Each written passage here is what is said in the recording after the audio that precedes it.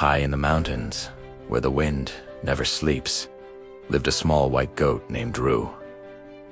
Roo wasn't the biggest, he wasn't the strongest, and he definitely wasn't the loudest. But there was one thing different about him. He never turned back. Every day, the goats crossed a narrow wooden bridge to reach green grass on the other side of the valley. The bridge was old, cracked, hanging over a deep, silent gorge. Most goats waited. Some complained. Some turned around. Roo always crossed. One morning, a storm came early. The bridge shook. Planks creaked.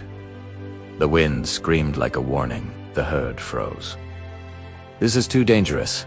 One goat sighed. "We'll wait," said another. "What if we fall?" Many whispered. Roo stepped forward. "Grass doesn't come to those who wait," he said quietly. The other goats laughed.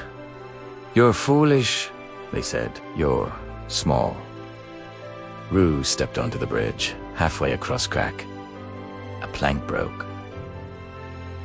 The bridge swung wildly. The gorge roared below. Fear hit Roo like ice. His legs trembled. His heart screamed.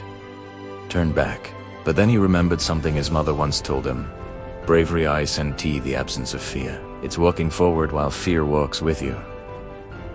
Roo lowered his body one slow step, then another. The wind pushed. The bridge fought him, but Roo kept moving. Finally, Saled ground. He reached the other side. Behind him, the herd watched in silence. One by one, inspired, they followed. That day, every goat ate fresh grass, but only one goat learned something bigger. The bridge doesn't disappear when you rebrave.